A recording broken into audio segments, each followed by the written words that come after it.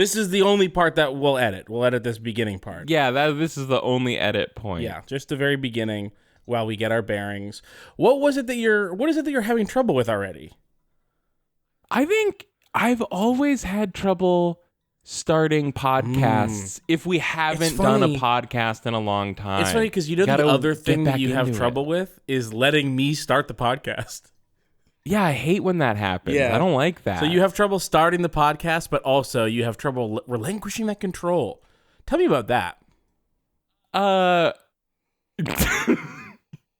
Well, it's more fun to do things than to listen to my cousin do things. So you're trying to slight me in particular. No, no. That's exactly what I'm not saying. I'm not slighting you specifically. It's not that I don't want Keith to intro the podcast. It's that I want to intro the podcast. Plus, it was my idea to do a podcast, and I got the news stories, so it sounds like it's my show. I always feel like the host is not the news person. What? Yeah, the news person is like the co-host position. Nah, see, I come from the scrappy upstart days I come from the land video under. game. Well, I'm from. What the fuck am I supposed to do with that? Keith, I come from the scrappy upstart days of video game podcasts where the host was the news getter because podcasts were only ever made by the one weird person who was into it and whoever they could get to also sit in front of the microphones. That is literally what Complex Rockets was. Pretty much, yeah. It was our old game podcast. It was technically Andy's idea, which is just the weirdest part of the whole thing. And that's why Andy to this day is still the host. So we're just interim hosting for Andy. Yeah. This is bad. Yeah, this is terrible. Let's start Nobody from the likes beginning. this. Okay, from the beginning. From the top. Well, from the top, And we Keith, can clinch the no edit. Now, Keith, listen. Yeah. From the top, it's been a minute. Run Button hasn't been recording in a little bit because I've been so busy with this new job delivering the mail. Are you starting to feel the going postal of it all? So I'm pretty sure when you say going postal, you mean that my feet are planning a revolt to murder the rest of my body out of spite. I think that could be about to happen, yeah. I meant like, What?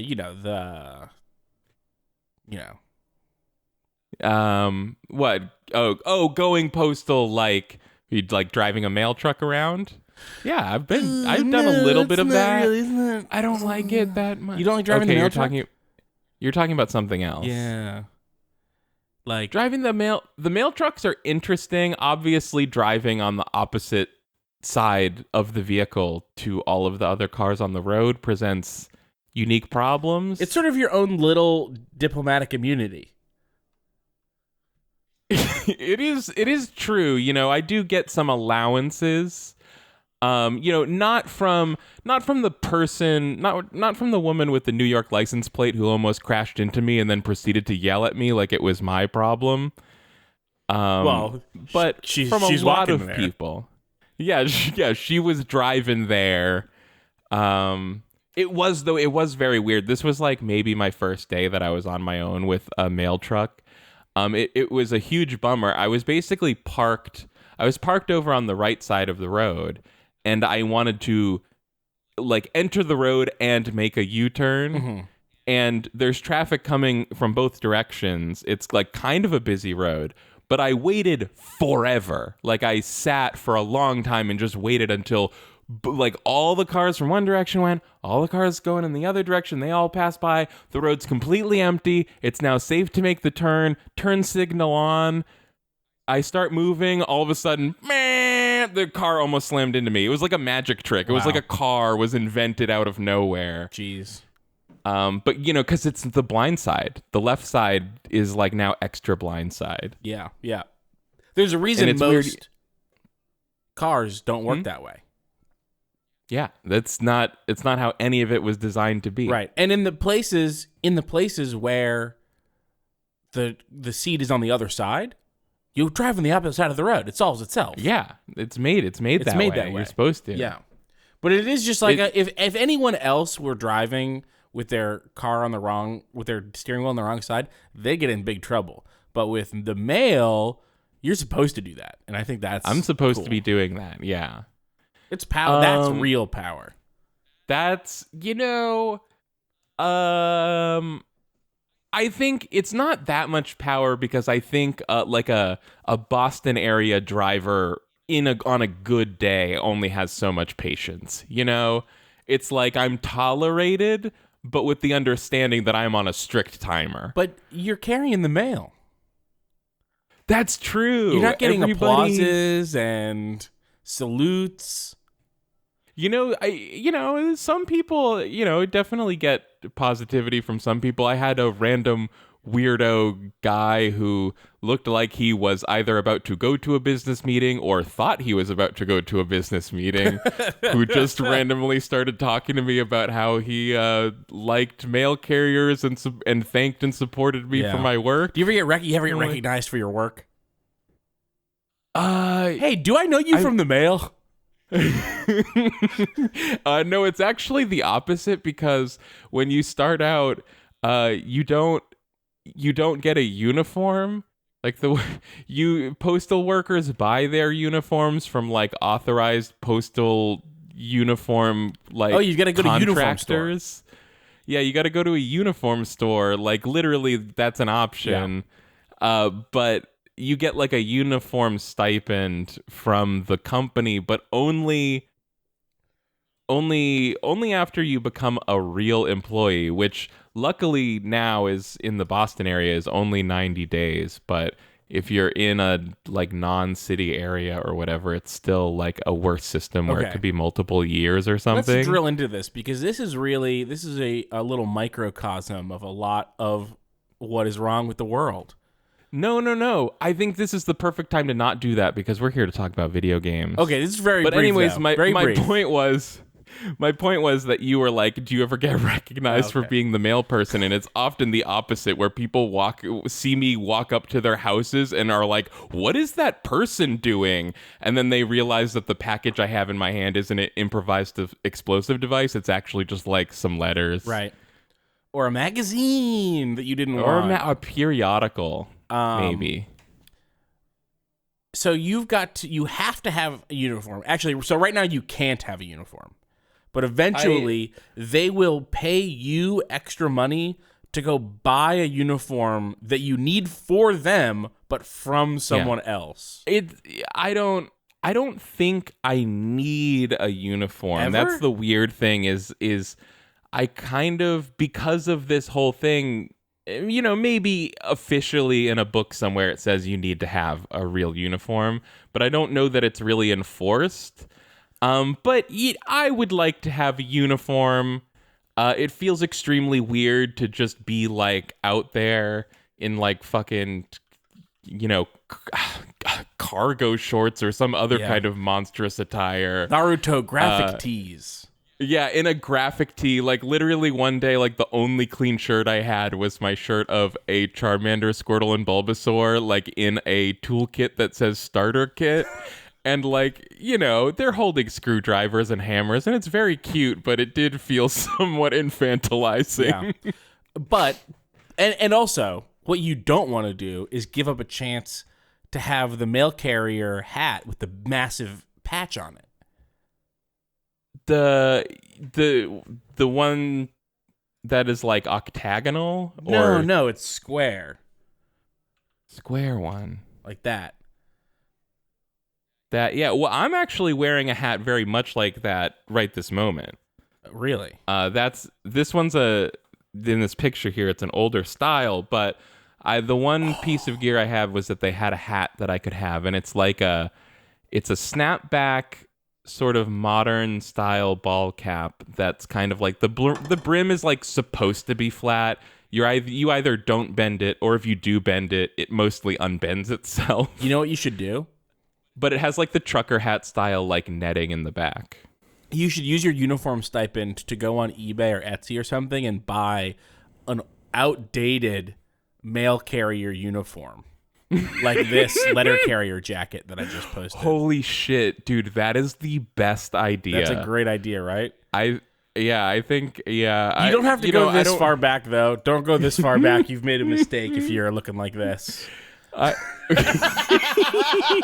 a milkman. Yeah, you look like a guy. Look at my guy here with his friggin' like police hat. I'm very serious with my little bow tie.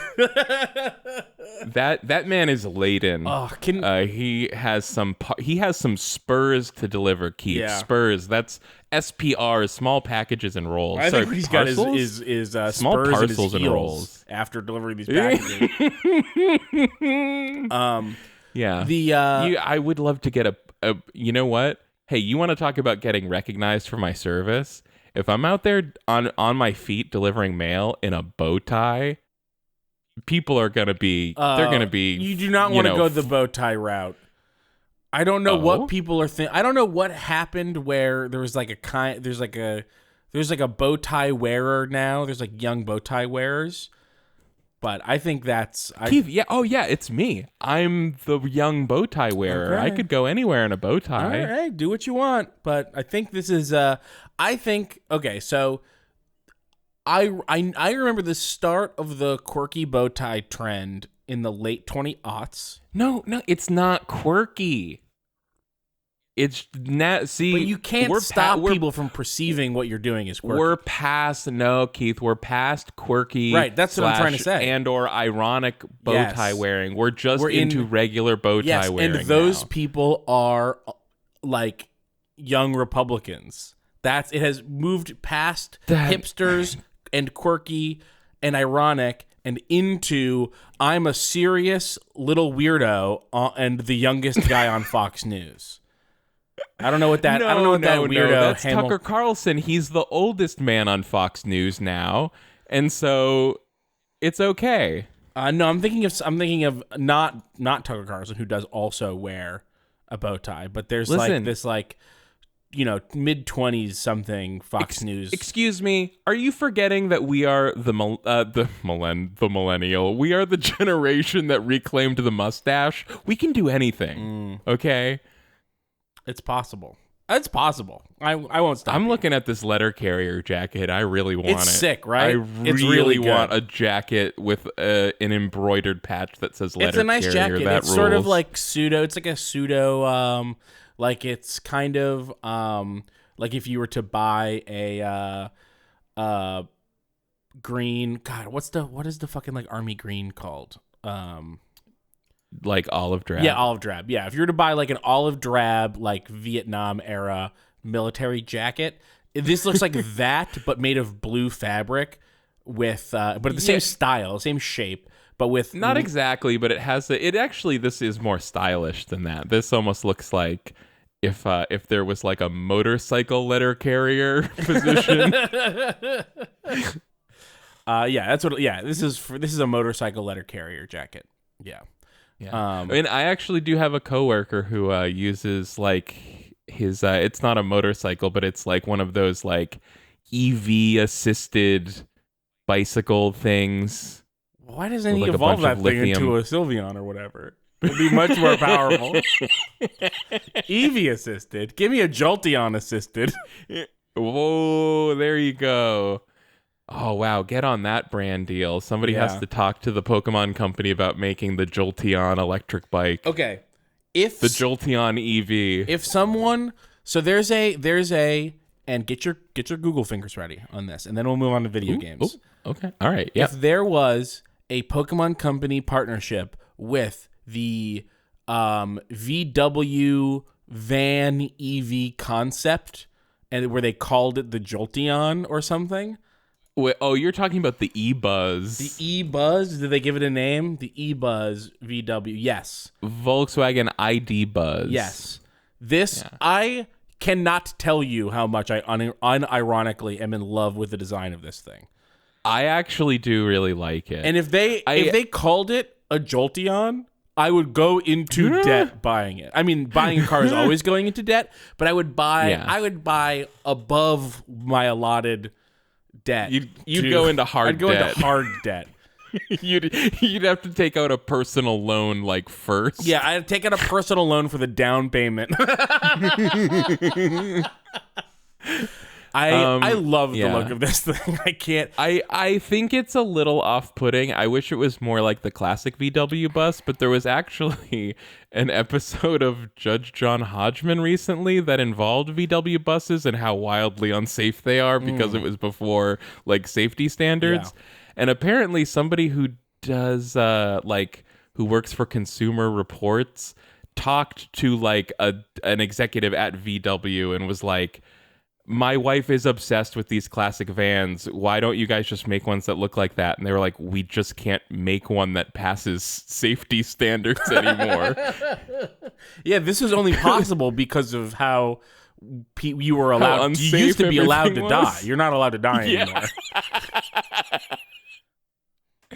Yeah, it was just like before the safety standard was don't crash. Yeah.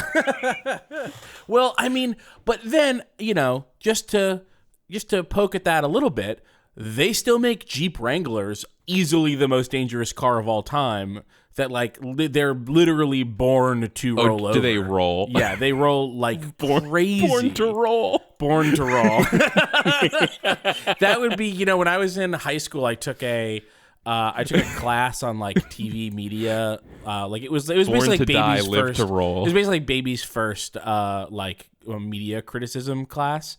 And we looked at a bunch of commercials, and my teacher, who's kind of an idiot because he had us watch Do the Right Thing and then Crash back to back. Do the Right Thing is an amazing movie that I loved, and then Crash was miserable, and the lesson wasn't Do the Right Thing is good and Crash is bad. The lesson is, aren't these two great movies?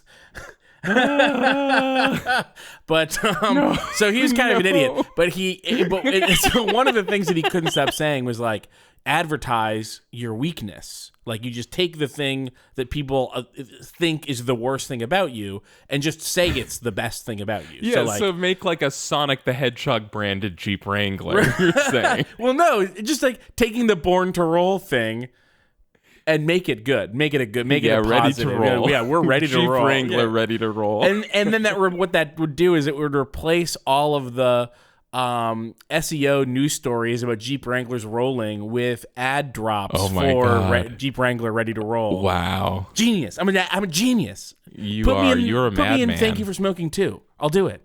Did you ever see that? Unsafe at every speed. That's the same thing. Yeah, this is it. Yeah. Unsafe at any speed. More like unsafe at every speed. And again, shout out to our national hero and treasure. Why am I blanking on his name all of a sudden?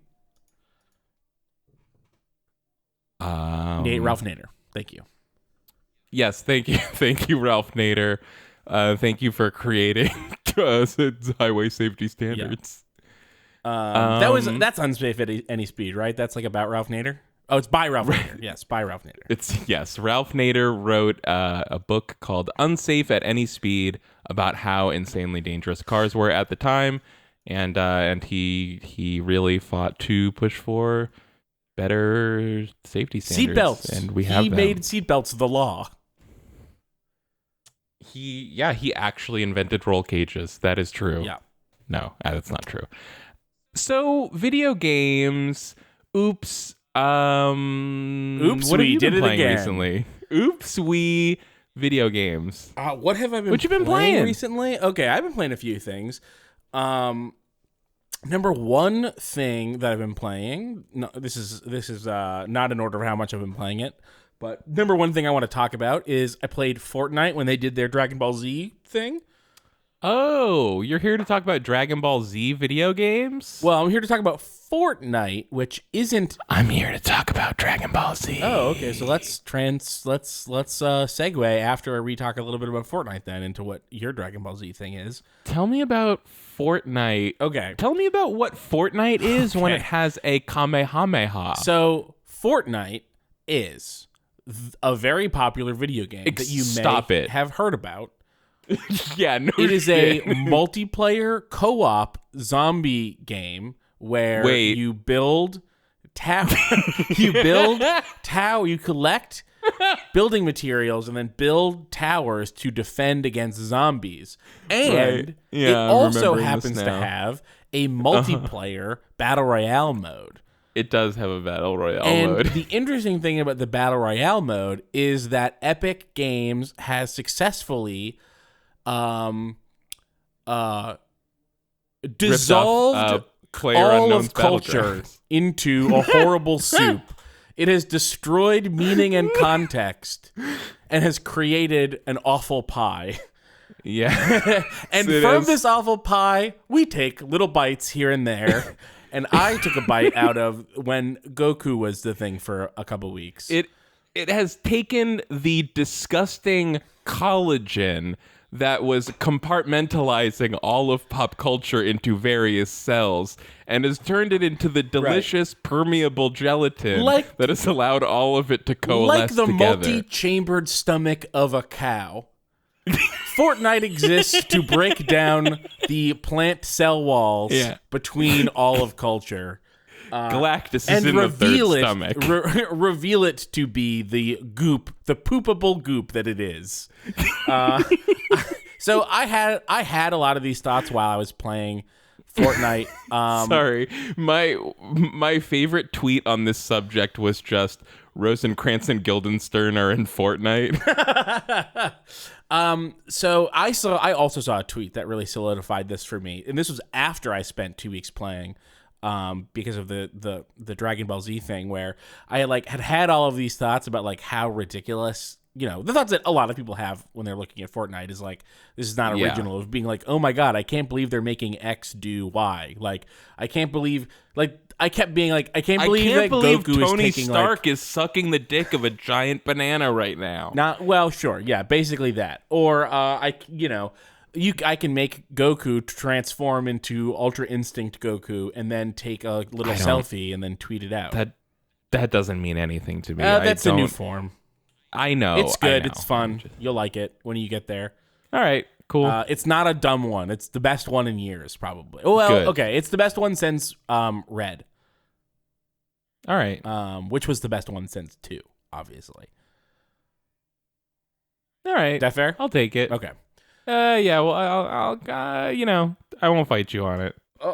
If you have a suggestion for what the best transformation between 2 and Red is, then I'll hear it. I'm still bitter about the underutilization of 3. I agree. I agree, but I mostly think that it's like Toriyama, cooked up an unseasoned batch of vegetables and then didn't finish them. And I kind of wanted more Super Saiyan 3 to be like, finish your you cooked these vegetables and now you eat them. Yeah. You made this up. You made this. Erase the eyebrows, make the hair too long, and feed it to us. Yeah, I mean, the thing is, it's such a wild swing to go from, and I'm sorry to everybody who has no idea what we're talking about, to go from Super Saiyan 2 to 3, it's such a wild swing of a design to then do nothing with is bizarre. It's bizarre, yeah. And I think they got some mileage out of it with Gotenks, but still. Yeah. Anyway, so, transform into Ultra Instinct Goku, and then he takes like a little peace sign, like kissy face selfie, and then takes out a phone and tweets it. And I think that's very funny. I was doing that all the time. I bought with $3 real a little like 80s jazzercise workout dance that I made him do all the time. And so I was like, it's so bizarre that this is what this game is, that it's like all of these characters. You can get Indiana Jones and make him do a funny dance. You can get Darth Vader and make him do a funny dance. You can get Goku and make him do the Darth Vader Imperial March song march. Like, it's bizarre. It's just like everything together in a horrible stew. But it really, really solidified that this wasn't just a horrible stew, but really was destroying meaning and context when I saw the alien from Alien doing a viral TikTok dance. I was just like, I cannot believe that this is what is happening. It was more terrifying than anything in H.R. Giger's horrible little nightmare brain. He would not be rolling in his grave. Yeah. He would be ecstatic in his grave, I think.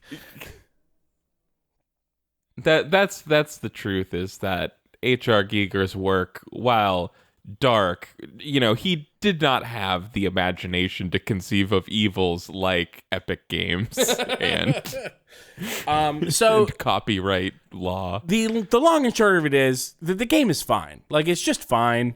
Sure. It's hard to play it and hate it. Like, you can hate what it is conceptually, and I do. But what it does, like, as a game is, it's both difficult to fully enjoy, but also difficult to, like, find a lot of flaws in. As someone who doesn't really like playing any battle royale game for more than a couple weeks, I start to get really resentful of the genre, of each individual entry in the genre after about 2 weeks. And so I wasn't surprised that after the Dragon Ball Z stuff ended, I immediately lost all interest in playing it. But it was really fun. Like, the big thing with the Dragon Ball Z thing is that there is capsules all around the map, and if you get the capsule, you get a nimbus that'll let you jump up high in the air and fly around for about 15 seconds, and then you get a Kamehameha that you can shoot 3 times and is not an instant KO. But if you hit them for more than like half a second, anybody will die. So you just got a sustained, aim at them for about half a second and they're dead. And like, nice. It was really satisfying in a way that even Dragon Ball Z games like Budokai or what was the one from a few years ago? Xenoverse, stuff like that, where it's like, they're really fun and it's much more of a Dragon Ball game. But having the Kamehameha as like an instant kill sniper is so satisfying in this weird way that it scratches an itch that those games do not really. I was about to say, like, man, what if they just had like a Tenkaichi style, like, battle royale, Dragon Ball battle royale? But is that actually what Breakers is? Is that coming out right now? That is not what Breakers is. Breakers is coming out soon. Do you not know what Breakers is exactly? Because I can explain it to you. I knew, but I forgot because I didn't care Breakers that much. is an asynchronous multiplayer game where one player plays the big bad villain of a Dragon Ball Z arc, and everybody else plays the non-Goku characters that can do nothing but run away from Cell or die. What? And so it is like a hunt game where Cell is trying to hunt down everyone else. Yes, I'm looking at a shot of a Bulma and Oolong looking very tense and scared.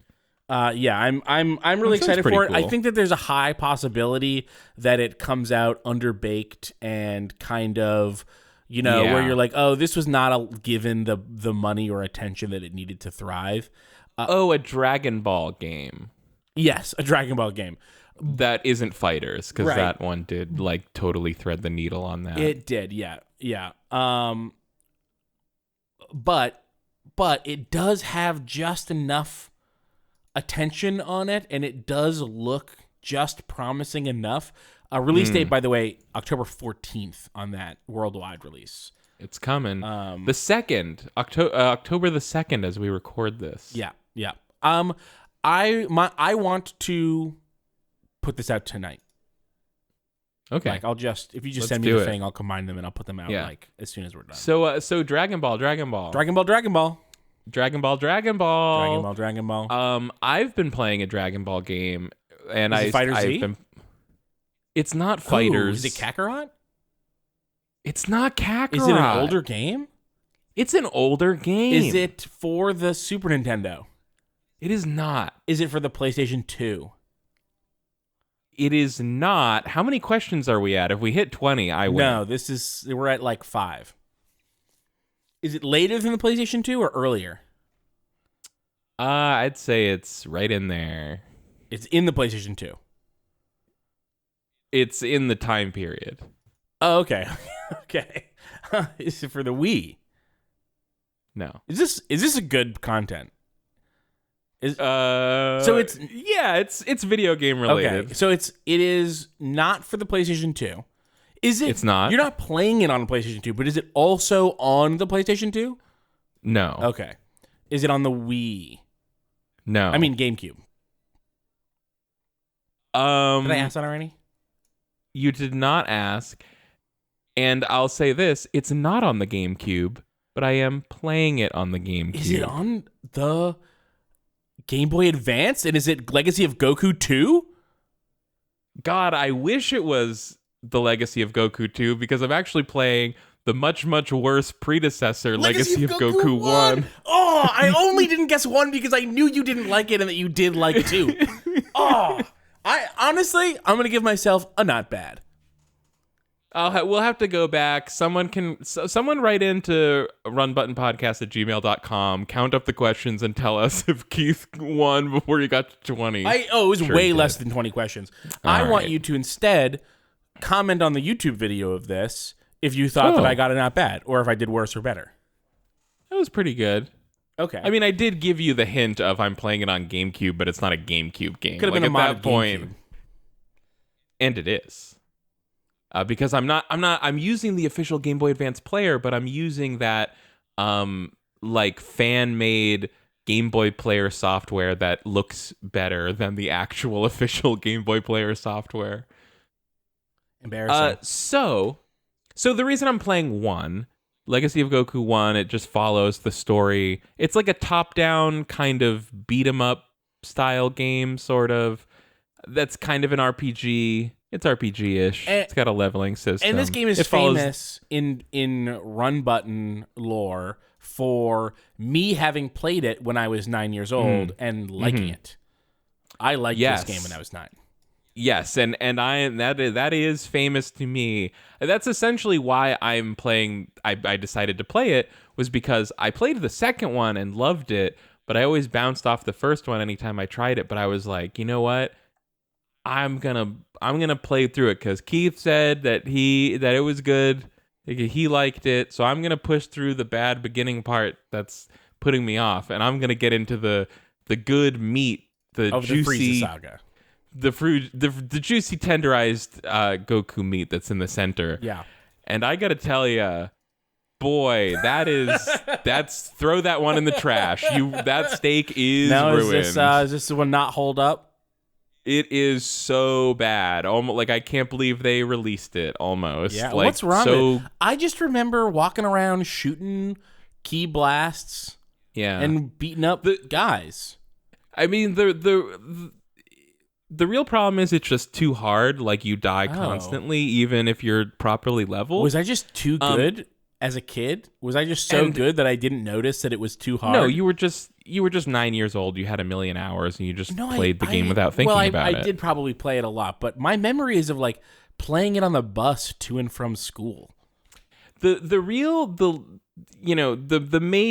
biggest problem with it's like top to bottom. It's like all bad. It's like it's kind of not designed. Like the level design is bad, and the battle mechanics are poorly executed and not great in conception. And but the biggest problem by far is that you die constantly, and there is no autosave. And you get dumped to the title screen when you die. So you have to just go around saving every 3 seconds. And this was firmly in the era when it had been established that nobody likes that and games shouldn't do that anymore. I'll concede that this is maybe something I didn't notice because this was squarely in I'm playing mobile games constantly and they're all Pokemon era. So Yeah. I think I was just conditioned to save all the time and not expect autosaves from a game on a Nintendo handheld. That makes perfect sense, yeah. But so anyone who's interested in playing a top-down beat-em-up RPG that follows the story of Dragon Ball Z, just play Legacy of Goku 2. It's really good. They made it more of like an open-world format. There's multiple characters. It's much, much better in every possible way. It looks better, plays better, designed better. It's good. But I'm at Frieza. I'm at the end. I just have to barrel through this one last fight with this terrible combat system, and then I can feel accomplished in completing the game that I had been meaning to finish for years. Now this will be. I know important. It's bad now. I don't ever have to play it again. And I can enjoy the second one. This is going to be important though. When you play the second one, I wanted to check back in because there is something interesting that happens with old games where the games that they age like remember fine wine? as good.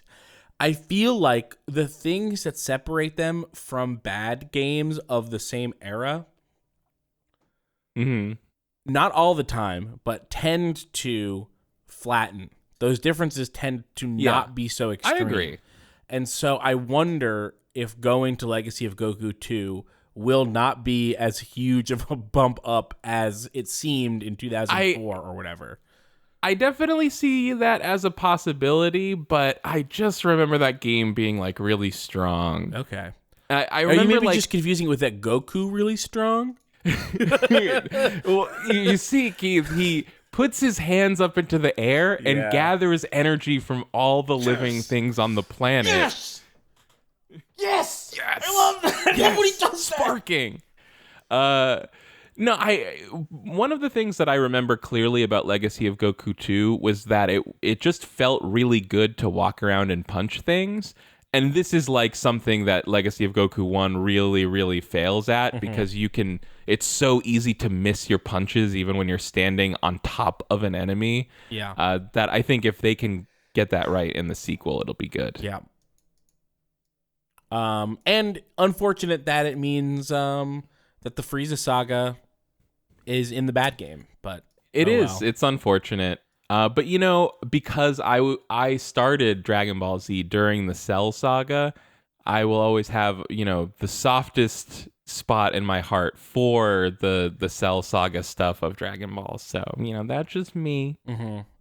But the reason I played this game was because Cheryl and I actually started watching Dragon Ball Z from the beginning of Z. Yeah, this is what I did a couple years ago. And Cheryl hadn't seen any of it before. So from the beginning of Z? The beginning of Z. Oh, but why not from the beginning of Dragon Ball? Because I kind of pegged Cheryl for somebody who might actually be the person who liked Dragon Ball a lot and then got to Z and went like, it's too fighty and serious now. But I thought if we started with Z, she might like that and then like Dragon Ball also. This is a trick that you're playing. I explained it to her. I was like, this is my thinking. Okay. And she was like, I agree. Okay. But see, now this might have backfired because the other day she said, I'm afraid I won't like Dragon Ball because it doesn't have Vegeta, which is not something I expected her to say, but it does make perfect sense. I think that's maybe one of the primary detractors. If you were, and I love Dragon Ball Z, and everybody knows this, but I think it is a much greater crime to ruin Dragon Ball for somebody than to ruin Dragon Ball Z for them. Wow. But I think and that's where you and I will disagree, unfortunately. I think Dragon Ball holds us. I watched Dragon Ball and Dragon Ball Z, rewatched them a couple years ago, and then watched all of Super for the first time. And when I watched Dragon Ball, in my head, I was like, "This is going to be rough in parts." But actually, no. Dragon Ball aged really, really well, and it was actually the best parts of Dragon Ball Z that aged most poorly. Interesting. I feel like the end of the Frieza saga through the Cell saga all were not as stellar as they were in my memory. Yeah, Partially because every shonen of all time is massively influenced by that era of Dragon Ball Z. But despite Dragon Ball also being a very influential, very famous show, the like kind of easier going like action adventure stuff with shonen and some tournament stuff also in there, that's kind of a show that's extinct. Like that doesn't really exist anymore, and so it feels really fresh and fun. And Kid Goku is so likable, and Kid Krillin is so much fun. And when Bulma was useful, it ruled. Again, it was because I was like, oh, Cheryl liking Dragon Ball, that's a slam dunk probably. Yeah. Dragon Ball Z might be a tough sell. Then as soon as we start Dragon Ball Z and she gets super into it, then I'm like, oh yeah, Dragon Ball Z is like one of the most popular cartoons ever, so it probably wasn't that tough of a sell. But, so yeah, we were kind of doing your thing where we're not watching Kai. Good. We're not even doing subs, doing American Funimation dub. That's the way to go for Dragon Ball, for Dragon Ball Z. Funimation dub. That's it. That's the way. It's really good. It's really good. Isaac and I just watched through Yu Yu Hakusho on the Funimation dub. It's amazing. Ooh. It's so good. Wow. It's phenomenal. I mean, that is the way. But I talk about Yu Yu Hakusho all the time. That is the way to watch a show. I've seen it with subs. I've seen it with dubs. Some shows are shows that are the dub is the essential one, and I would say usually that is not the case. With Dragon Ball Z, Dragon Ball, and Yu Yu Hakusho, the dub is the one. Yeah, I agree with that, and that's how we grew up experiencing Dragon Ball. Like, anybody whose their primary experience with it is the Japanese version, obviously, not going to begrudge them, but like, it really, for our generation in America, it was a huge, the Funimation dub on Toonami was like a huge cultural touchstone. Everybody's seen it. It's a huge thing. And it's really, really good. Like, when I do listen to the Japanese voices, I don't really feel that much tug to experience that one. Plus, I've read the manga, which is like... Yeah. The thing is, I think Japanese Dragon Ball and the American dub, they're both valid flavors because they're so they're so different in their content. Like the Funimation dub changes a lot of things. Yeah, that's interesting because actually I've read the opposite is true for specifically Yu Yu Hakusho, where the dub is more closely aligned with the manga than the sub. Oh, interesting. Which is very interesting. Yeah, it's way funnier. I mean, it's funnier. Maybe not way funnier. Anyway, sorry. Yeah. I think the same for Dragon Ball. So what's interesting, the way we're watching it was there's just a torrent on Internet Archive that's like every episode, and all the files have like the original Japanese audio. They have the original Funimation dub with the like Funimation score. Then they have the Funimation dub with the Japanese score if you want that thing. Then sometimes they have an even older version. Like there's actually 2 Funimation dubs for Dragon Ball Z. There's like the one they did first, and then they went back and had everyone redo it when they had gotten better at their character voices. And it's pretty cool. It's all in there. I actually had never seen this before. The torrent that's on Internet Archive, it's not a torrent to the files, it's a torrent to the torrent to the files. Presumably torrent file? Yeah, so presumably so that when it gets removed from sharing websites for copyright reasons, it doesn't destroy the original torrent. You just make a new torrent for the original torrent, and it stays. That's interesting.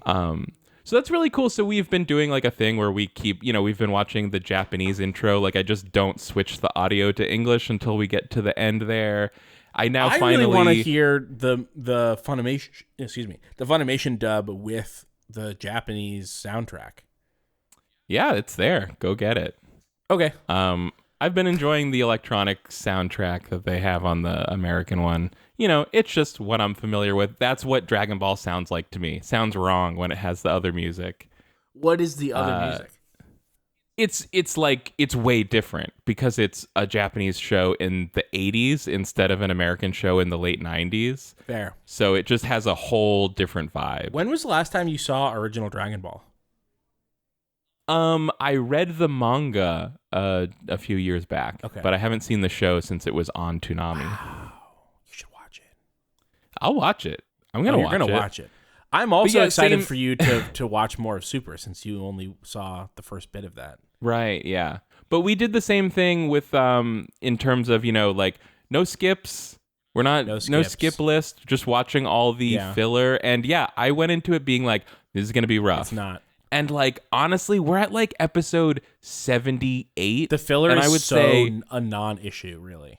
It's such a non-issue. If I had my druthers, I would have cut 2 to 4 of those episodes.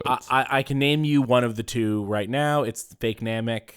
Yes, of course, Fake Namek is the dumbest thing in the universe. It's so stupid. Yeah, and I really think that might be my only really strong cut from the first. The other thing for me, Dragon Ball, because like the other big thing is the Dead Guy tournament. And I don't think it's the strongest thing in the world, but it's short with PyCon. It's short, and it's fine. Yeah, it's fun. It's a change of pace. It was really disappointing when we had all waited like 1 to 2 years for the return of Dragon Ball Z, and then it came back, and it was like it was all that stuff. Yeah. It wasn't a strong comeback maybe after Cell Saga, but in retrospect, it's fine. Yep. So yeah, been enjoying that. That's what I've been playing. Before that, I was. You haven't playing... played anything but Legacy of Goku 1? The other thing, I've been dabbling in Vampire Survivors, which I have a news story about, so I'll talk about it there. Okay. And the other thing that I was playing before Legacy of Goku was I was playing Mario Golf for the N64 and its companion game Mario Golf for the Game Boy Color. That's what I've been doing. This can be brief, but I got back into Halo Infinite after a little break. Halo Infinite still good. Surprise that I got back into it? Yeah, nobody expected Keith to go back to Halo. Kylie hasn't played any Halo since it first released out of protestation for the non-existence of replayable missions and co-op, I think. Is that what it is? No, there was no protest involved. No? Except that... I mean, I've tried to get you to play Halo with me several times, and you keep saying, no, I don't want to play until co-op's in it. I mean, I can't recall whether or not that exact exchange happened. Like, hey, come play it happened twice. Slayer with me, and I'm like, no, I can't. There's no co-op. Yeah, this is like March and May. Co-op is definitely a thing that I want. Co-op and I was feeling and like Forge I wanted and new maps. I was feeling like I wanted to save the campaign for when it could have co-op, and now at this point, it's like, oh, maybe I should just fucking play it. You're a month off, so don't just play it. It's in a month. Okay. All right. Yeah, it took them a year, and I feel fully justified in I know that it would be bad business or whatever for Microsoft, not that they are pressed for good business right now. It seems like they're busy taking losses everywhere in order to shore up their weird monopoly. Oh yeah. So like, what's one more loss? But Yeah. Microsoft is stuffing developers in their cheeks for the winter. Yeah, they're like. But I fully, because it came out last December fully, and they're planning on dropping a new mini season, like season 2.5, because they delayed season 3 to March. A couple new maps, a couple new modes, Forge mode, and co-op, all on November 8th. So it's basically 11 months since the game released. And I remember, for the whole from November of last year until early spring, I kept saying, when the game was really, really bad and not doing well at all, content wise, I was just like, they just should have delayed it again. They should have just delayed it again. And everyone was like, oh yeah, but they needed to sell this game. Like, this is a system mover. It's like, yeah, I know they need to sell the game. I'm not a fucking idiot. But if they had just not released it, they probably could have finished all of this stuff and released content that up to what is being released next month, like 6 months ago, because they wouldn't have had to deal with fixing all of these problems that multiplayer had. Like, there's so many issues with the game that there's still a big desync problem in the multiplayer, and basically, like, pretty common to, several times a match get shot and killed while clearly behind a wall that you moved behind. What? Yeah. That's no good. For anyone that doesn't know, desync in a multiplayer shooter, what that means is the game has to cooperate between what two players at two different points in the globe think is happening. So like they each have their own latency with the game and with each other. And so when you shoot me, the game has to agree on where everybody was in a way that won't make people mad.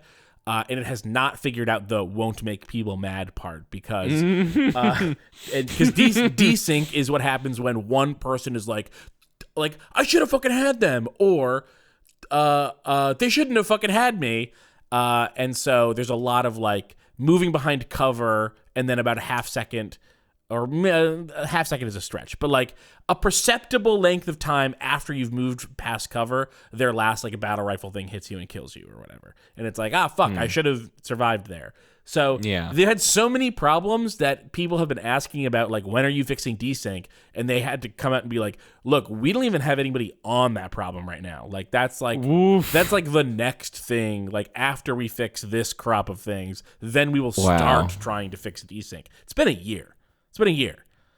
That's rough. This game rules, though. I fucking love it. I mean, it's so good. Clearly. The multiplayer is so good. Despite it being...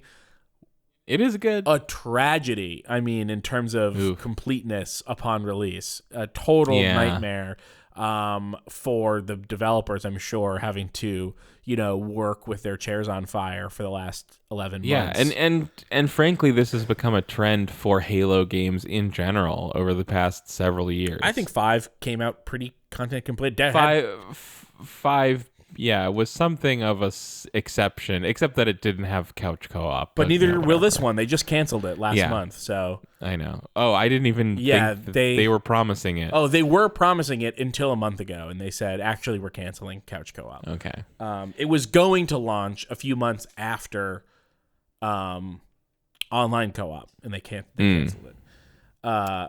So Halo 5 was great. They threw out a bunch of totally workable stuff in order to redo everything, and it ruined everyone's lives that works on Halo, I guess. So sorry that no one liked Halo 5, but you ruined Halo Infinite by not liking Halo 5 enough. Frankly, it almost seems like Halo at this point is like it's a franchise doomed to fail because it may have become something in our culture may have decided that Halo cannot please it. Like, right. I just feel like Halo is doomed to disappoint the majority of the audience until it goes away. I will say this. I feel like everyone agrees that underneath the horseshit of Halo Infinite is a game that's really fun. Yeah, it's great. And that was not true about Halo 5, despite the fact that it actually was just as fun. Like, if they just put out a mod, I mean, it's not a mod if it's the developers. If they went back and they said, okay, Halo 5 is now on PC, the port is really good, and we added in the Halo Infinite grappling hook, it would be a better game than Halo Infinite. But that's not what they're doing. I want Breakout again. I want more Breakout from Halo 5. Bring back Breakout. Come on. Bring back Breakout. Anyway, Halo 5, still really good. Also, it's still Breakout. terrible. Come on back. My plan is next month when Forge drops is to spend hundreds of hours building Forge maps. Oh my god! And make a sick Forge map. We're gonna do sick Forge map streams. I'm gonna get people to play in my Forge maps. It's gonna be great. Do it. Maybe I'll stream. I'm in Forge. So we're gonna do Forge, and we're gonna do it. We're gonna do a lot. I'm hoping to do a lot of record Halo Infinite stuff on Twitch for fun, and then I'll put it on YouTube. Nice. That's the hope. Hey, Keith. Yeah. What if I told you I'm bracing myself. that I have a pile of news stories that we can burn through? Then I would say, wait till I'm done talking about what I've been playing. Come on. I've only done 2. I know. I have to go to sleep early these days. I don't have a lot of time left. Okay. I only did 1. Immortality. Oh yeah. We don't have time to talk about Immortality. Are you kidding? Did you play any of it? Yeah. Oh, you did? Okay. I played like 5 or 6 hours. Okay. Did you have you hit credits or what's up? No. Okay. No. Okay. Good. I think there's a crop of people. There's a plague of people seeing credits too early because they were not watching enough clips. Weird. And so they finish too early and then go, I hit credits, but I have all this stuff left to see. I also think it's just the way that the game goes, where you just have a chance of finding like the clips that end the game really early. Interesting. And then I ended the game with a really good sense of what was going on in it at like 9 hours. But I've seen a lot of people get credits at like 5 hours and be like, I hit credits, but I don't know what the fuck is going on, so I guess I'll keep playing. Anyway, okay, so do we have to do our own Immortality? I'm doing it right. I've seen some freaky shit. Yeah. In Immortality. Okay, so maybe we'll do a whole Immortality thing. Yeah, I would love to just dive into Immortality, but if we could belay that a real dissection to a later date. I'll just give it a quick plug. Play Immortality. It's one of my favorite games that I played this year. It's a Sam Barlow joint who did Her Story and also which I never played, and Telling Lies, which I played and really liked a few years ago. Also famously worked on Silent Hill Shattered Memories, which Kylie and I think are the only people that like. But you can see the influence, I think. But it's another one of his, I wanted to make a game that was about movies or about video. It's Her Story 3. It's Her Story 3. I guess. I mean, I haven't seen it. This one actually is literally about movies, not just about video. Yeah. But there's no real need to say anything more about what it is. Yeah. But there's a ton of interesting stuff going on in it. Both just if you're, there's so many angles. Like if you are just someone who is interested in interesting stories, or you're interested in about the movie making process, or you're interested in people, you just like watching people do character work and acting in, I don't know, interesting. I lost myself there, but there's a lot of interesting stuff in there. It's cool. It is, if you have come out of Sam Barlow games being like, I like this game, but what I really don't like is navigating these clips in these directories. I totally understand that. It's my least favorite part of Telling Lies, was like kind of clunky to move around and find what you want to find. This is the best one of those. It's still the weakest part of the game, is like the way the clips are organized and how much control you have over where you are.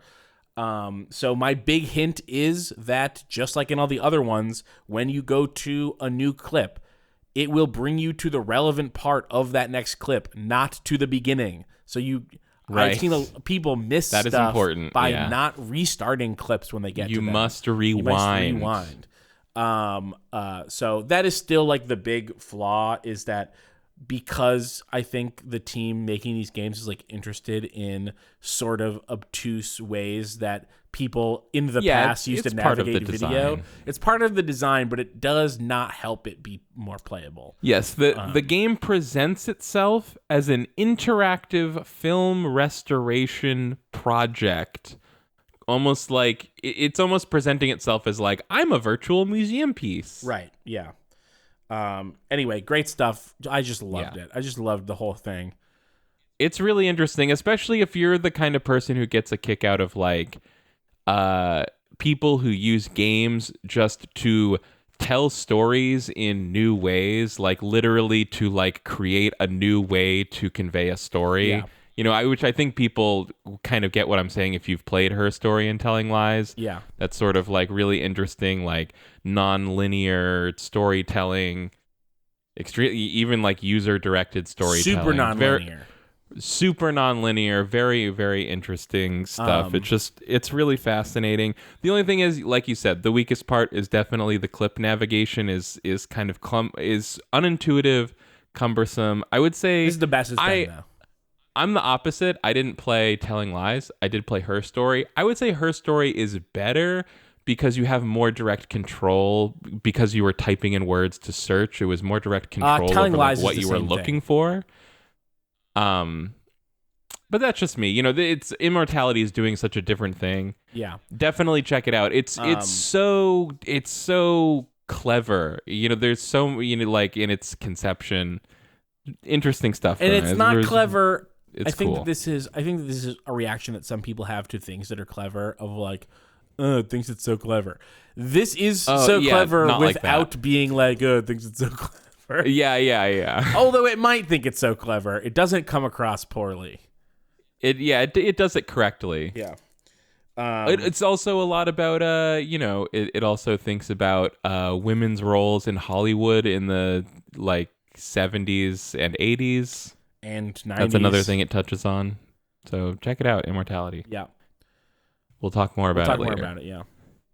Here's All right, you have news? I've got news. Here's a bit of sad news, Keith. This comes from GameSpot.com. No, I don't know any of the news that Kylie has today. Onrush servers shut down at the end of November. Onrush. You have 2 more months to play the game's online modes, writes George Yang. Is that's that car game? It's the car game that's not a racing game, but it looks like a racing game, but it's kind of like Road Rage or something from Burnout. Oh, I remember Onrush. Onrush was fun. Yeah. That's sad. But it's been 4 years. I guess it had a good run. Has it been 4 years? 2018 looks like. Yeah. Here's a statement from Electronic Arts. Electronic Arts, the person, Mr. Electronic Arts says, "Thanks to everyone who has supported our game. It's been a rush. With player numbers and online modes dropping to low levels, we will be shutting down the servers from November 30th, 2022. For our Onrush fans who want to continue playing, offline modes will continue to be available." Awesome. Thank you so much, Electronic Arts. This is a sad one. This is one that glad to know. This is one of those ones where like it came out and everybody who reviewed it really liked it basically, and then it just sold like shit, and no one really knows just why. very overlooked. Yeah. And I also, you know, I feel guilty. I also did not buy or play it at the time. Here's it in this GameSpot piece. I think you did, yeah. Yeah, I bought it. I bought it. In this GameSpot piece here, they have a clip from an excerpt from the review when it came out. Richard Wakeling gave it a 9 out of 10, calling Onrush a racing game is a tad reductive and maybe even a little disingenuous. Sure, there are 2- and 4-wheeled vehicles careening around a track with reckless abandon, but with no finishing lines in sight, achieving victory in Onrush is about much more than simply seeing who can reach a checkered flag first. This bold idea for an arcade racing game comes from a new studio formed out of the remnant of Evolution Studios. Do you remember what Evolution Studios was? Did they do Geometry Wars? No, that was Bizarre Creations. Okay. Bring back Bizarre Creations. I mean, that's not how bring them development back. Studios work. You can't just bring them back. But bring them back. Evolution Studios did MotorStorm and Drive Club. Oh, okay. There you go. Another, keep the sad news rolling. Shenmue anime series canceled. No! Ryo Hazuki will continue to look for sailors for quite some time, it seems. Writes David Walensky. That's so upsetting for real. I really was looking forward to that. I wasn't looking forward to it being an amazing show, but I was looking forward to watching it. There was one season, and it did well enough that I guess somebody who works at the animator the studio was like, said they were gearing up for season 2, but then it got I didn't realize that there canceled. was a season that was released. Yes, it is out there. You can watch it. Well, we've got to do that. Shenmue creator Yu Suzuki, who has managed to keep the series going thanks to a passionate fan base despite prolonged waits between releases, said earlier this year that he doesn't have any concrete plans for a 4th game. However, he still wants to create a Shenmue 4 that will be approachable and welcoming to players who are new to the franchise. Approachable and welcoming. So a new take. That'll be a nice, that will be a nice new change. Yeah. Well, rest in peace, Shenmue anime. More shutdowns. This one, much less surprising, I think. Well, then Onrush Shenmue shutting down 2 wasn't canceling? surprising either. This is... Whatever. Google Stadia is shutting down on January 18th, 2023. So we got like 6 months or so. I don't want to cheer for people losing their jobs, really, but I think this is one that I'm actively glad to see go. Yeah, and frankly, I'm surprised. Like when Google Stadia was getting announced, I was getting really anxious about the idea. Like, I was like, really, all it would take for Google to just consume the entire video game industry within 15 to 20 years is just for them to put the money behind it. And it seems like that is actually what the one thing Google was not willing to do was put the money behind it. Yeah. Well, I'll say this. I guess maybe I won't say this. I can't remember what I was going to say. Okay, well. Okay, wait. Let me try to knock it back in. Okay, I was. All right. I'll say this. It does sound like Google sort of pulling a Google here, like putting a lot of money into developing and researching and releasing a product, and then totally falling asleep on it, and like this is exactly what. This is exactly what detractors were saying in the lead up to Stadia was like, why should I plunk money down for this hardware when Google has a mile-long track record of just like killing things on a whim? Yeah. Because they just didn't feel like continuing it. And they basically didn't even have a service that I think could have had a good gaming like experience. Like you can go and play Mortal Kombat or whatever and be like, yeah, I guess this kind of works, but it's not like they had a popular service full of people buying a bunch of games to even want to even bring people in. Like it'd be one thing of like, well, I'll roll the dice on Stadia because of how good the service is. Right. Well, wasn't that the thing where everyone was expecting? I think everyone was expecting it to either be an a la carte, you buy a game, you have the game, or a Netflix style, you pay the service fee, you get all the games. Mm-hmm. And I forget which one they went with, but I think at first it was both. It was like, you got to pay us a monthly fee and pay for the games. Which was exactly, I think, what OnLive did, who was the original company that did this, and that didn't work out for them either. Sorry, just in case, we have some listeners who are not like super tapped into video game industry stuff. Yeah. Google Stadia was the OnLive and PlayStation Now style thing where you stream the game, they don't know Google Stadia, but they Google do know servers. OnLive.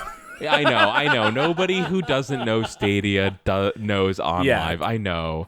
You were getting there, though. I just have to shout it out because it was the first one, and I even said at the time, I was like, the first one through the wall is the one who gets bloodied. Like, OnLive is not surviving. Yeah, and it didn't. But so the idea was like you could the pie in the sky idea is like the latest video game that requires the most powerful computer graphical technology that exists on a Google server somewhere, and you just have a smart TV with a Google Stadia app on it and a wireless controller, and you're just going to play the game out of Google's servers like you were streaming a movie. But they kind of they definitely overpromised on the performance of this thing. And you know what's funny about this, underdelivered. The really funny thing about Stadia is, like I still have to have an Xbox, right? But Xbox just has like Stadia built into it now. Like anything I have on my Xbox, I can stream to my phone anywhere. Really? Yeah, totally. I've done it a couple times just from your Xbox. From the you Xbox, mean. so you still have to have the Right, Xbox, yeah. which Yes. is sort of the thing, or have a computer. Like I think that you can also stream from. Game Pass is a couple dollars a month on PC, and I think that you can stream from your PC to. Again, the PC still has to be able to run the game. That's like the thing that Stadia has is. Right. We'll hide the computers so you think it's magic, but it's just that it's our computer playing the game. Well, I can tell you the kind of person who was really excited about this was, or more perhaps this is a hypothetical person because theoretically. no one was excited about this, really. Well, I know a person actually. It was like when I was working for like the sand and gravel company on Cape Cod, I had a guy that I worked with every day. And he, kind of like Joe Normal guy, like watches John Oliver. Don't say but his full name. I'm so sorry, Joe. I'm sorry, Joe. But yeah, Joe Normal guy. Doc's Joe Normal guy. He's Joe Normal guy, right? Just like watches John Oliver, still kind of conservatively minded, isn't real, like likes technology, but doesn't keep up with video games. And he's like, oh, Google's going to have a thing where like I can just have a streaming box that will just give me the games and I don't have to buy a console. I don't have to have a PC. That sounds awesome to me. And then, like, I think he might have followed up, like, hey, what was that Google thing ever happen? And I was like, yeah, maybe pump the brakes on that. You don't want that thing. Yeah. I think it's kind of self-evident, though, like, that the cross-section of people really interested in playing modern games, but not interested enough to get a computer or a console that can play them, but interested enough to buy them and buy the $80 controller monthly service and pay the monthly like it's just not that good of a deal. Well, and then you don't have any games. Like, you don't actually own anything. Exactly. Well, that's why I call it like the pie in the sky idea is before they're getting the Joe Normal guys, they had to court an audience of like a base. They had to get some kind of base audience in there, and that was going to be early adopter video game fans, and they just fumbled the launch of this thing in every way that they could. It was like it was only going to work on a special like new expensive kind of Chromecast at first, and it was so bungled. Yeah. Because it totally defeats the thing. You've got to buy a console. It's just a Chromecast instead of an Xbox. Yes. And now people who bought these things are out of luck, except if you bought them through the Google Store, including hardware and games. Google is refunding all of that, which is good. Yeah. They should do that. This is just from Wikipedia. Stadia initially received a mixed reception from reviewers, with most criticism going towards its content library and lack of promised features. Google had initially intended to develop in-house games in addition to other third-party titles, but began scaling back on these plans in February 2021 by shuttering its studios. The service continued to offer games by creating partnerships to use the technology as a white-label product to deliver games content over the cloud. In September 2022, Google announced that Stadia would shut down on January 18th, 2023, though the technology will be integrated in other business areas within the company. I wonder if the Xbox streaming thing is just a white labeled Stadia. That would be very funny. If like no, you think that Microsoft is doing their own Microsoft streaming? had that in before Stadia. Oh, they did? Okay. Yeah. But it could still be Google Tech in there. Yeah, that's the same thing as the Steam in-home streaming is the Xbox thing. I don't think it has to be in-home. Xbox has to be on. Oh, yeah, I don't. Does Steam still require in-home? Yes. I think they may. I'm not sure if they make it difficult or not. I have the Steam box, or what is it? The Steam. I have a little streamer, Steam Link. I have a Steam Link. Steam Link. So whatever else Steam can do, I use a Steam Link to. I thought Stadia's idea of the directly Wi-Fi connected controller was really interesting. Their idea being like it's gonna add a bit of latency for there to be some kind of intermediary Steam Link-esque device that your controller is interfacing with before it goes to the internet stream. So what if your controller had Wi-Fi, so your controller is directly talking over the internet with the Google server that's running the game? I'm like, that's interesting. Is that something? I don't know if that even materialized. They should do that with everything.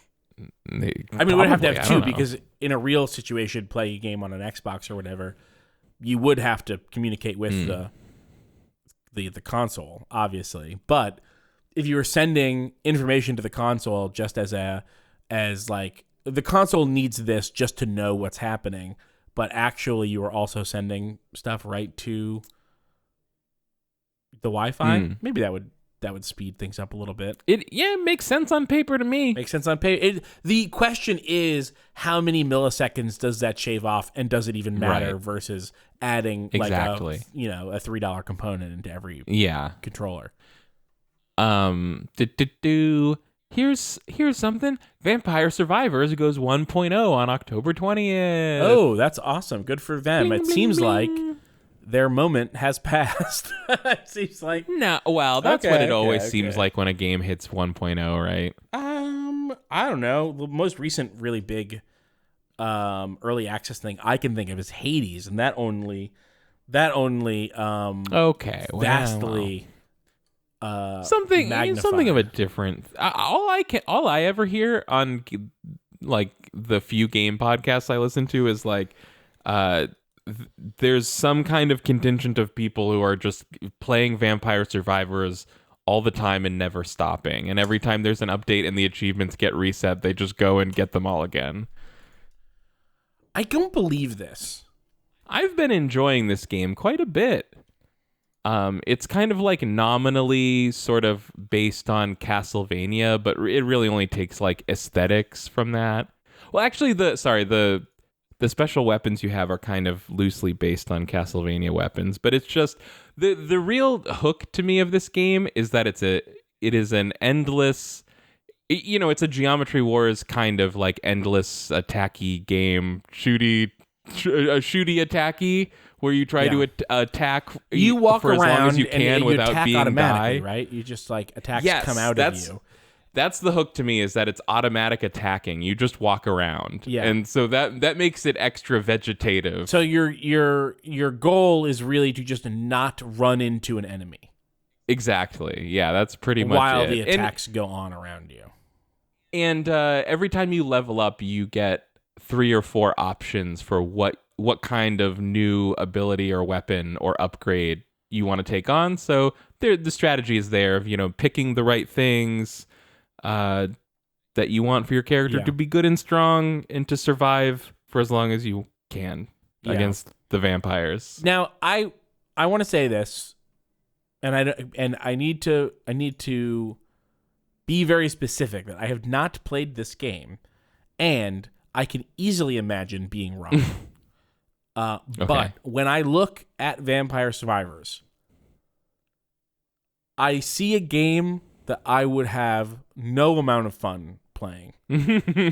And that it's semi idle game nature where you can kind of half play it while you do something else.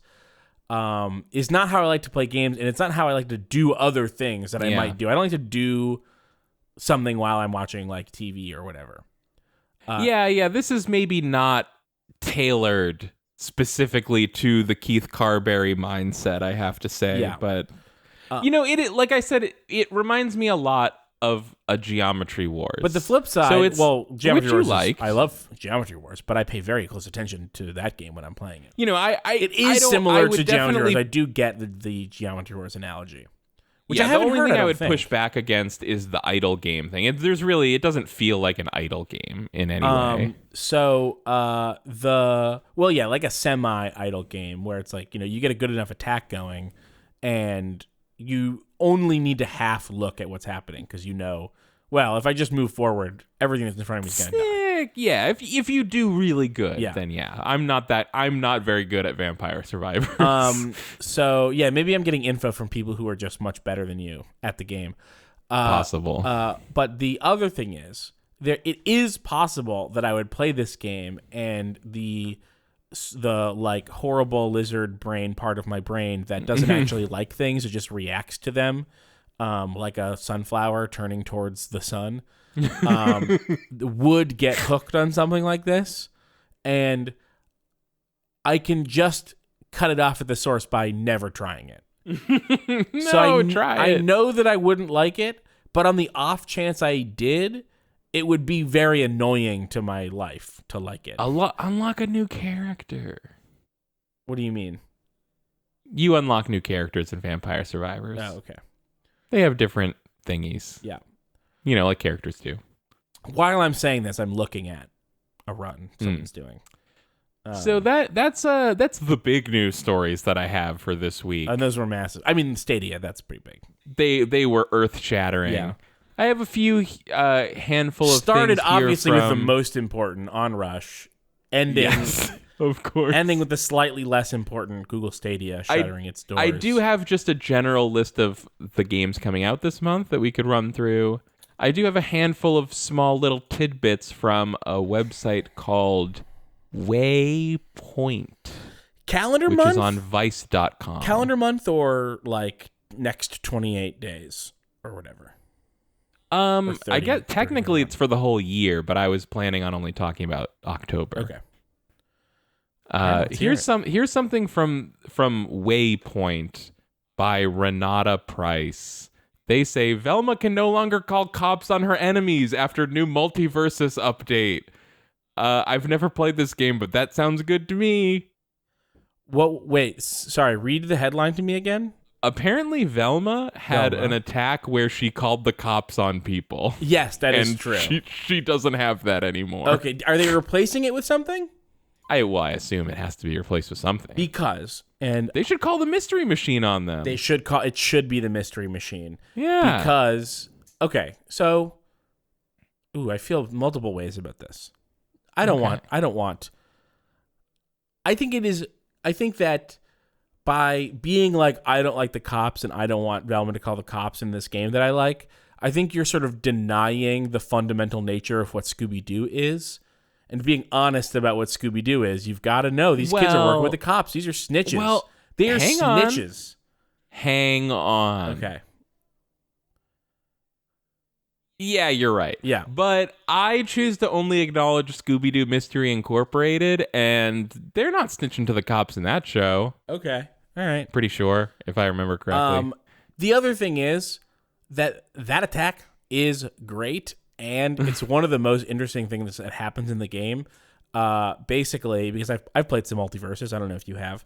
Nope. But Velma is a support character, and what happens, like, part of that support nature is that, like, she gets a little activity, which is clues will materialize on the map, and if she can get to them and collect enough clues, then she gets access to this, like, super move, which is that the cops show up and to take away the bad guy, aka the guy on the other team. Right. That should definitely be the mystery machine. I feel like that's an easy fix. I think it's an easy fix. You can make it the mystery machine. Let me scan this to see if it says what it will be. But hey, I'm certainly not against everybody going, it bums us out that there's cops here, and then going, yeah, let's take out the cops. Fuck the cops. It literally says right here, many players have argued that having the series' signature mystery machine replace the police car would not only be better in taste, but would better represent the actual character. So definitely would be better in taste. I don't know. They do call the cops and send these people to jail. That's Scooby-Doo. That is true. You're not It's wrong about Scooby-Doo. But, I think you are right that it is truthful to the past, to the past existence of Scooby-Doo, but I don't think we need to pull it forward. I don't think it's an essential element of Scooby-Doo I guess it that needs to be depends. preserved in a modern game. I'm curious what current iterations of Scooby-Doo, how essential the cops are to that. I don't know what's going on. There's so many Scooby-Doos. There's always more Scooby-Doo being made than anyone realizes. Once they get Matthew Lillard like that, I checked out. No, Matthew Lillard. I thought he's still the voice of He Shaggy. was for a long time until all of a sudden he saw a Scooby-Doo thing. Someone alerted him to a Scooby-Doo thing there where he was not the voice of Shaggy. And he was like, oh, I guess I'm not the voice of Shaggy anymore. But what if it was just for that thing? It's been years. It's been like 10 years. That's fucked up. It's fucked up. He was supposed to be the next Casey Kasem. He was supposed to do Shaggy until he was an old man and then died. I mean, he did it for a while. He did it for 10 years, 10, 12 years. I mean, Casey Kasem did it for 40 years or whatever. Like, he did it for decades. There's a new...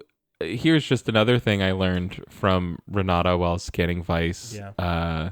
Is that there's a new game called Gundam Evolution that's like a Gundam Overwatch, and it's free, and it sounds pretty good. So I'm excited. Wait, there's a that. new what that's free? A new... Oh, Gundam Evolution. Yeah, I've played it. Oh, yeah? Yeah, it's How is okay. it? All right. You want to play it? Yeah. Okay, we'll play it. Cool. It is like decent. Like, it's like better. You know, you hear, okay, it's a Gundam game. Gundam games don't have the best track record. Right. It's free to play. Free to play kind of blows. It's early access. We all know about. There's got a lot of things working against it. Definitely. And then it is like kind of fun. So like big win on being kind of fun. Nice job, Gundam Evolution. Yeah. Let's walk through this list.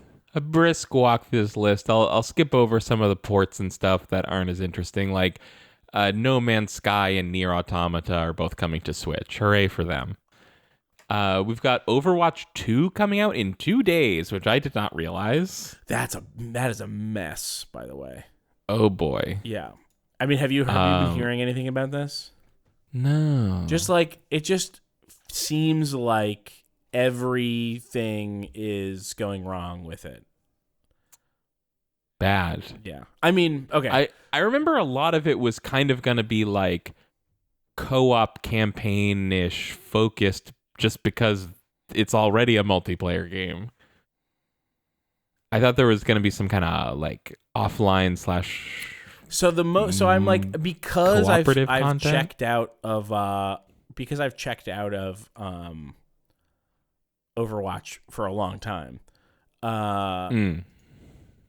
I kind of have like been seeing the news and processing like, oh, interesting. Like more bad news from Overwatch 2. Yeah. And then sort of forgetting it. The thing that I saw most recently was that if you don't have Overwatch 1, the original Overwatch cast will slowly unlock for you over the course of like 100 games, is I think what they said. There's like so many games to play to unlock. It is, the but kids like 10-year-old characters. But when you say characters, they're just skins though, right? Because the game 2 has all the same characters. They just have different No, they looks. have new characters for the new game. And the original characters from the original game, I think, are the ones that are like locked behind progress or money. As if anyone doesn't have Overwatch at this point. Fair. Anyone playing Overwatch 2 probably has Overwatch 1. But, I mean, Overwatch 2 is the one that's free, and Overwatch 1 is the one that's costs money. Oh, 2 is free. Yeah. Okay. I think so. I think it is. Unless you want to buy a skin, and then it's $30. That is a real number. Are so good.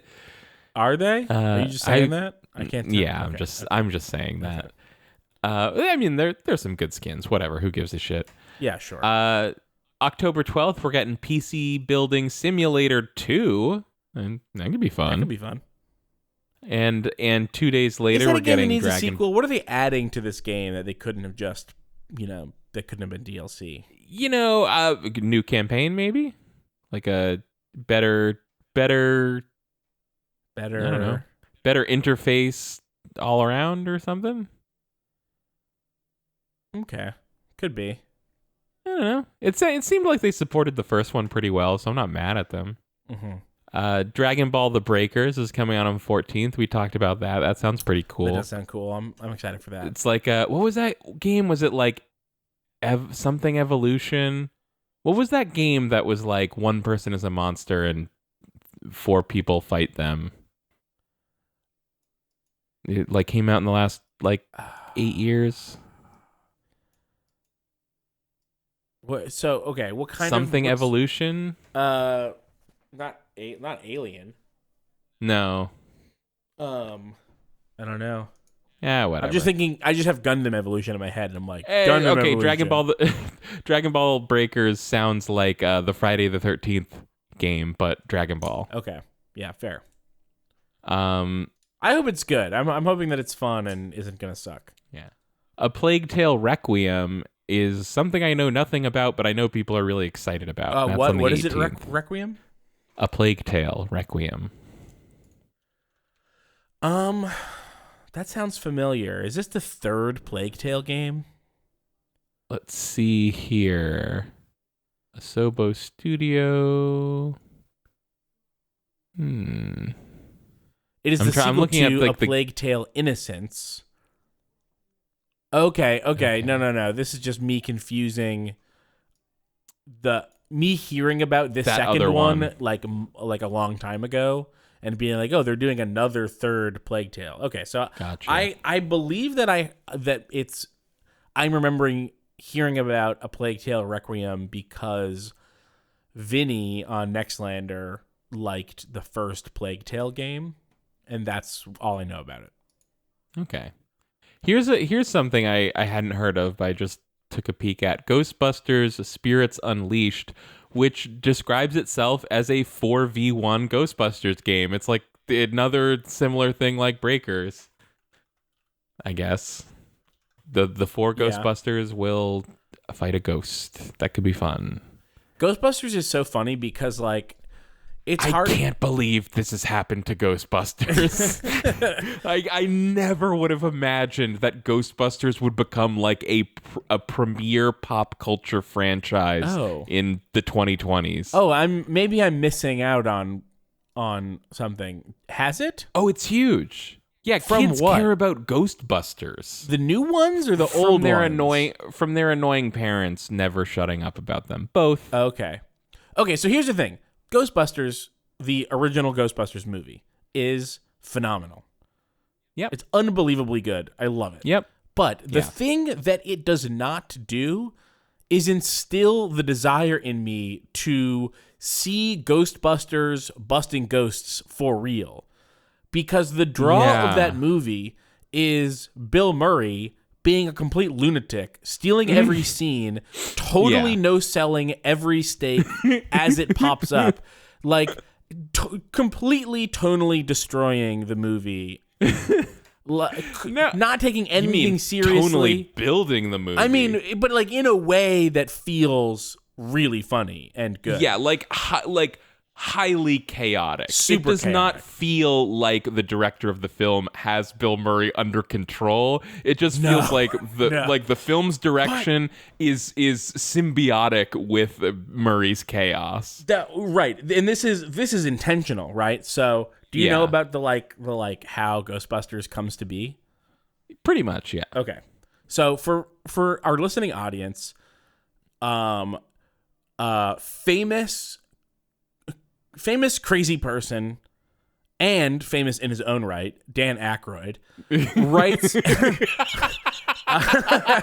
famous in his own right. Not just famous for being crazy and having Crystal Skull vodka, but also famous for things like movies, which you may have heard of. Movies and television.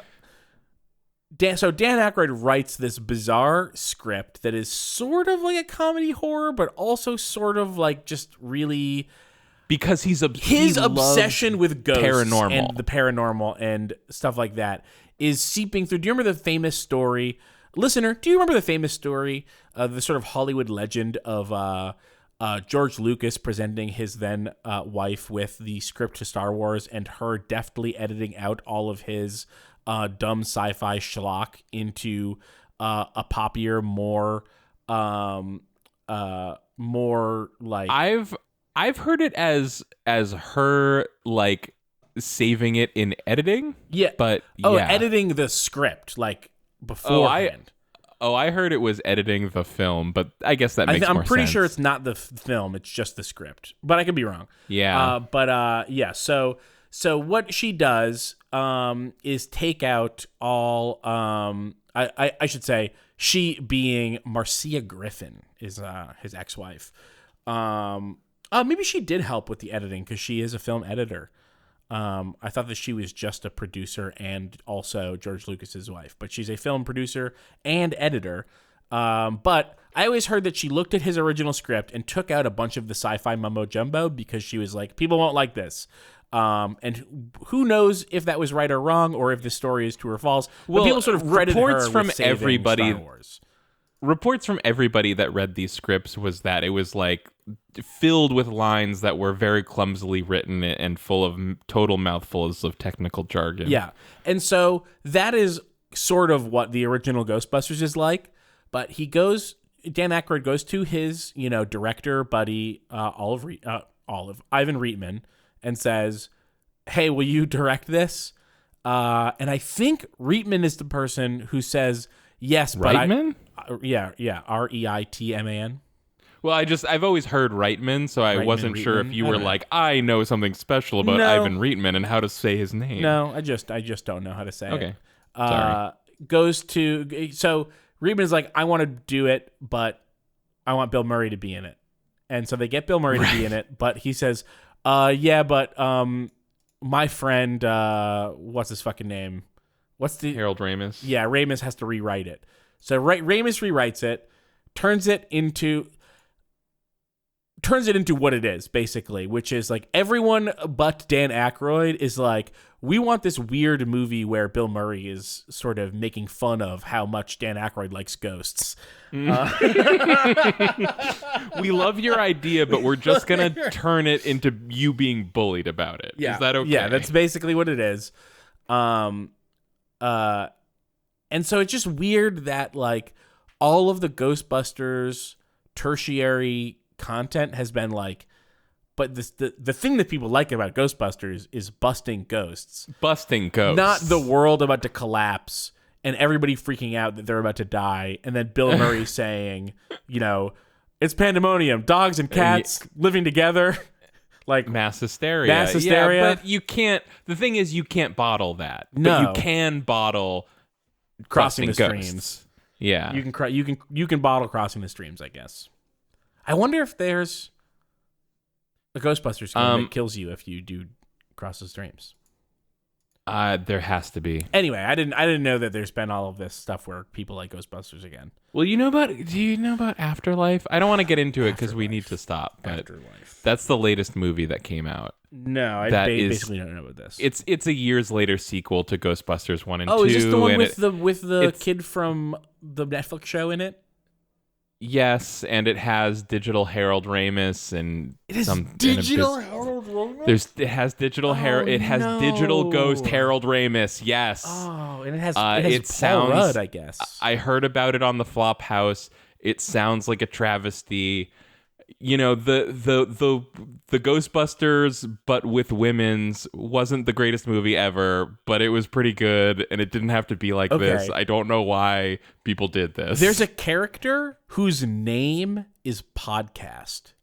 Yeah! Yes! Okay, no, that's the only good part, actually. Finn Wolfhard, that's who I was thinking of, who's in... What the fuck is the name of that show? Stranger Things, right, yeah. Yeah, the show I that think started... He plays like the same character in this one or something. Yeah, the show that started off really promising, but then never was able to be as good as the season before it. So it was like, wow, if they could do this, but a little bit better, it would be amazing. And then instead, they did it, but a little bit worse, and then kind of a lot worse, and then it seems like a lot worse again. All right. Well, bummer. That's just about using up all the time we have. Let me run through this list just to throw out some titles. If you're curious what's coming, we've got Mario and Rabbids Spark of Hope. That's coming out. I'm interested in that. New Tales from the Borderlands for some reason Not is happening. In that. Persona 5 Royal is coming out. Is that the soccer game? Why? Didn't they do a Persona soccer game? Yeah, it's the soccer game. No, I hope they should, though. It's probably happening. Gotham Knights, this is the one where Batman's dead, right? Yeah. I want to be Batgirl. Am I wrong that they're doing a Persona 5 soccer game? Can I just make that up? I hope that you're not wrong. Also coming out is Star Ocean: The Divine Force, Call of Duty Modern Warfare 2, not that one, the new one. Bayonetta 3 is coming out at the end of the month. No, this is a new one. They're doing not that one. No, they released the multiplayer. They released a remake of the multiplayer of Modern Warfare 2 years ago. Yeah, but this is another. This is. Sorry. Let me explain. It's called Call of Duty Modern Warfare 2, but it doesn't have anything to do with Call of Duty Modern Warfare 2. Does that explain it? I think so. So they made a whole ass new game that is called the same thing as a game that they already made and already remade. Hello, it's 2022. Yes, of course they did that. Did you completely missed the whole first new Modern Warfare? I guess so. This is the sequel to the new Call of Duty Modern Warfare, which was the one that came out like 2 years ago or something. People really liked it. It did not sound like it was for me. Campaigns sounded more than problematic, which is not surprising to anybody. It is a direct sequel to the 2019 reboot. Yep. So they rebooted Call of Duty Modern Warfare, which I heard about. Yep. Uh-huh. And then they remade the Modern Warfare 2 multiplayer. I guess so. Maybe I'm wrong. Maybe they didn't do that. They did do that. No, you're right. Oh, okay. And then, unconnected from the reboot or the remake of the Modern Warfare 2 multiplayer, they have a new campaign called Modern Warfare II. Yes, Modern Warfare II, as opposed to the Arabic numeral 2 from the original. That's the differentiator. Yeah, this is the sequel to the reboot from 2019, otherwise unconnected to the old Modern Warfare. I'll say this, and you can cancel me if you like. You can stream me up. I did that years ago. You can poke me with your hot irons and with your whatever else you do to people who are canceled. I'm sure it's vicious. Yeah, it's gross. I played the Call of Duty Modern Warfare 2 multiplayer online, and it was fun. It was really fun. You fucking disgust me. And I'll take whatever punishment you got to dole out, but I'm not taking it back. I thought it was good. Keith, that is literally as bad as walking into a Russian airport and pretending to be an American and then murdering everyone in the airport. You're just like that. I'm just like that. Warzone came out, and I played Warzone for a week, and I was like, oh, this is a fun, interesting take on battle royales, which I have grown to resent. And then I played another week of Warzone, and I was like, oh, I resent this one too. Really, I guess I just want to play this, but a deathmatch. So I did that for about a month, a couple years ago. Nice, yeah. And it was great. Yeah, deathmatch. Hey, deathmatch is still good. Deathmatch is still good. Don't abandon know what's deathmatch. not good? Battle royale is not good. And I want to disagree with you, but I haven't played a battle royale in like 3 years, so maybe I do kind of agree a little bit. Yeah. Anyways, the rest of the month we're getting Bayonetta 3, Factorio's coming to Switch, and there's some other stuff I haven't heard of. Great. And that's the month. That's the month. And that's the podcast. Hey, there was one thing. You know what I like about this recap of what's coming up soon? That was the podcast. What? I like that I never know what's coming up soon. Yeah, me neither. And so I had totally forgotten about that sequel to the Mario and Rabbids game. Oh, yeah? And I really check it out? Yeah, we're definitely going to check that out. All right. Hey, you know what comes out early next month in November? Yeah, I do. A new Sonic Frontiers. And a new Pokemon game. Oh. Yeah, and I will wait to hear about that. I'm gonna pre-order it. I'm gonna play it right away. The other thing you can coming wait out to hear about it next from month, me. The other thing coming out at the beginning of November is Shatter Remastered Deluxe, which I accidentally read as Shattered Memories Deluxe, which would be a way cooler The game. long-awaited reboot of Silent Hill 1, Shattered Memories. All right, that's all I got. I want to leave now. Yeah. Thank you for talking to me, talk Keith. about all the think games that I played, but we had a great time. we had a pretty good time. Yeah. If you want to talk about more games you've been playing, I guess we should probably do this again next week or something. Yeah. Just a quick note to everyone who watches our YouTube channel, youtube.com/runbutton. Oh, yeah. Yes. You might have noticed that the last 2 months have been abysmal. I know that Kylie... You might have noticed that. Kylie said up top that it's basically due to the grueling new post office work that they're doing. And that I had to move out of my house into a new house in the middle of all that. Yes, yeah. So that obviously sounded terrible. You told me it might be another month or two before things kind of calm down for you. Yeah. But we're going to see what we can do about getting more content out. We already started putting out... We were meant to finish by now, but we're only about a third of the way through Modern Warfare 3. Or, Jesus Christ. Metal Gear Solid 3. Yeah. If you've been following along with that Let's Play, you know that I really, really liked Metal Gears 1 and 2. So let's see if that trend continues. Yeah. So what I think what Keith is trying to say is that if you're not one of our patrons, which you should be, but if you're not, we've been recording Metal Gear Solid 3 for a few months, and we have some episodes to start releasing for you non-patron peasants. Gratis, it's called. I'm sorry, what is that? It's for free.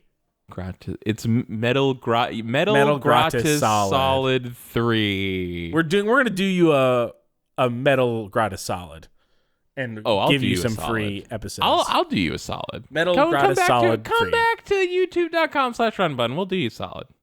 You should follow our Twitters at twitter.com/Keith J. Carberry and twitter.com/Kylie Theodora. You say at, right? People know. Okay, but this is the end now. All right, it's ending. And then you go to contentburger.biz. That's where the Patreon lives.